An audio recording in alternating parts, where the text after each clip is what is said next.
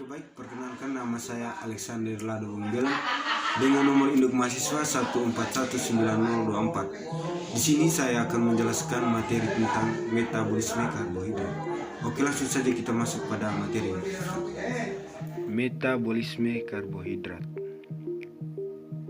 Karbohidrat senyawa paling besar jumlahnya di permukaan bumi. Karbohidrat yang ada di dalam diet sebagian besar adalah polimer heksosa, di antaranya yang paling penting adalah glukosa, galaktosa, dan heksosa. Dalam darah vena polifer, kadar normal glukosa plasma di saat puasa sama dengan 70-110 mg per desiliter atau 3,9-6,1 mmol per liter. Dalam darah arteri, kadar glukosa plasma sama dengan 15-30 mg per desiliter, lebih tinggi daripada dalam darah vena. Sebagian besar karbohidrat diaborsi dalam bentuk glukosa. Konsentrasi glukosa plasma paling penting karena hanya glukosa yang dapat dimetabolisme oleh otak. Komposisi karbohidrat dalam diet dianjurkan sebesar 55% dari total kalori. Karbohidrat yang kita makan ada dua jenis, yaitu satu alpha-label karbohidrat yang dicerna diaborsi dan digunakan sebagai sumber energi. Jenis yang kedua alpha-label karbohidrat yang mempunyai serat. Karbohidrat merupakan sumber energi utama bagi manusia yang relatif murah. Semua karbohidrat berasal dari tumbuhan. Karbohidrat dalam bentuk gula sederhana, mudah larut ke dalam air dan mudah diangkut ke seluruh tubuh. Karbohidrat terdiri atas unsur karbon, hidrogen, dan oksigen. Di negara berkembang 80% makanan dari karbohidrat, di negara maju 50%. Energi karbohidrat sama dengan kilokalori per gram. Karbohidrat dibagi menjadi dua golongan, yaitu karbohidrat sederhana dan karbohidrat kompleks. Berikut kita masuk pada fungsi karbohidrat. Fungsi yang pertama sebagai cadangan energi. Sumber energi atau 1 gram sama dengan 4 kilokalori. Yang kedua pemberi rasa manis. Ketiga penghemat protein. Keempat pengatur metabolisme lemak. Kelima membantu pengeluaran defekasi. Dan keenam merupakan kebutuhan sehari-hari. Karbohidrat kompleks terdiri dari polisakarida. Di sini ada 3 jenis, yaitu yang pertama pati. Merupakan karbohidrat utama, terdapat dalam padi-padian, umbi, beras, jagung, gandum 80% sampai 90%, kacang-kacangan 30% sampai 60%, ubi, talas, singkong 20% sampai 30%. Yang kedua dextrins, dibentuk dari hidrolisasi pati yang dipanaskan secara kering atau roti. Glikogen, simpanan karbohidrat dalam tubuh, terdapat dalam hati dan otot. Karbohidrat sederhana.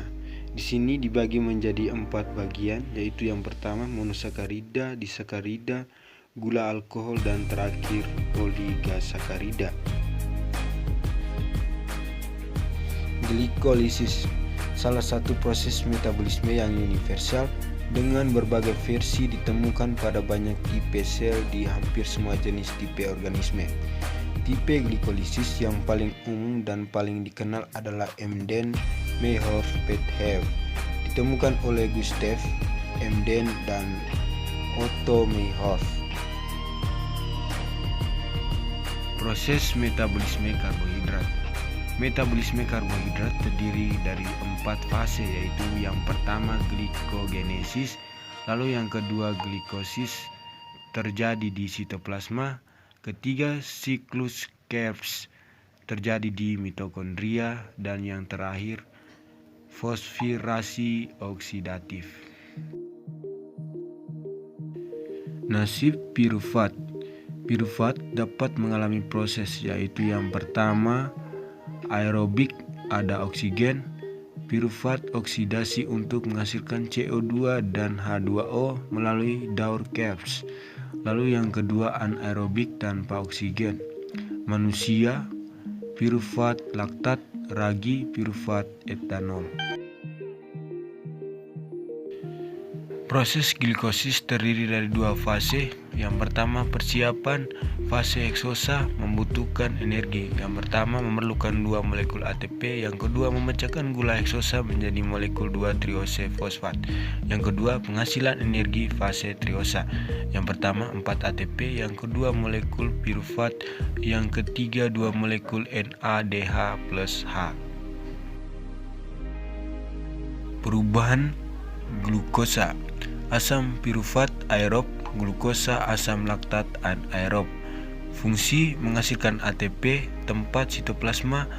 Aerobik glikolisis menghasilkan 8 ATP, anaerobik glikolisis menghasilkan 2 ATP.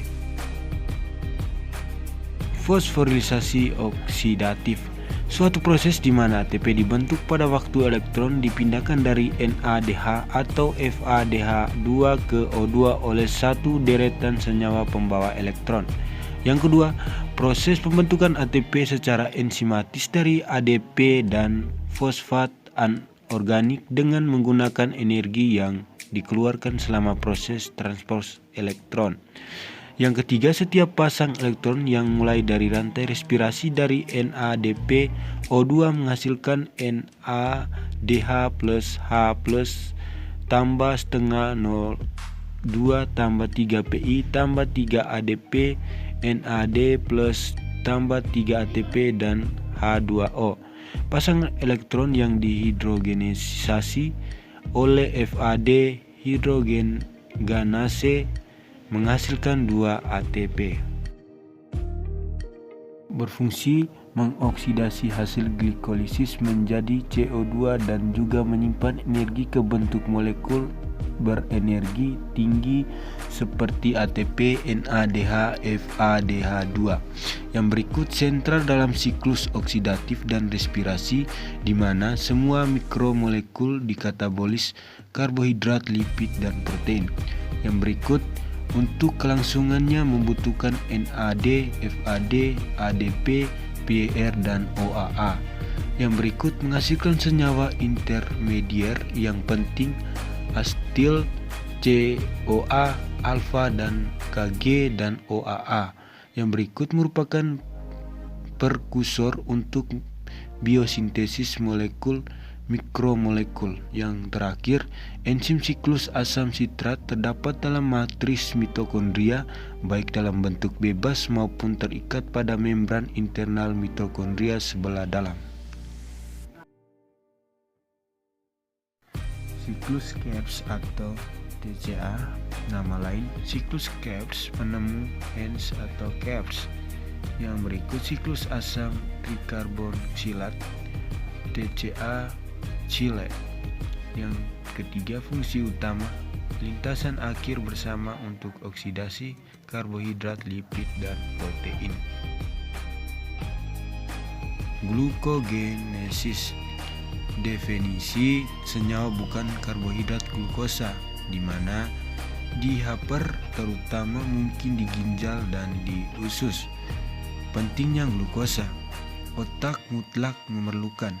Di otot dapat dipakai sebagai substrat tanpa oksigen.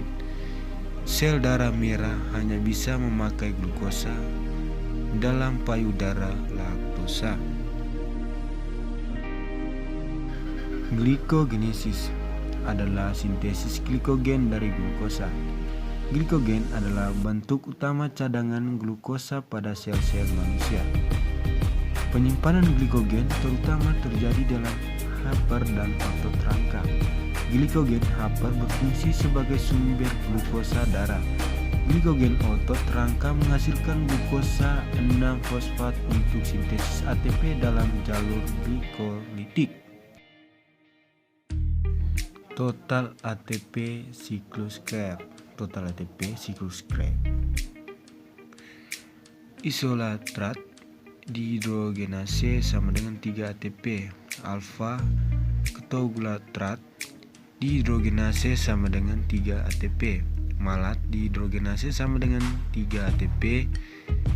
Suksinat dihidrogenase sama dengan 2 ATP. Suksinat dikonase sama dengan 1 ATP. Jadi total ATP yang dihasilkan di sini adalah 12 ATP. Oke, baik, terima kasih. Ini hasil akhir dari PPT saya. Terima kasih, semoga membantu.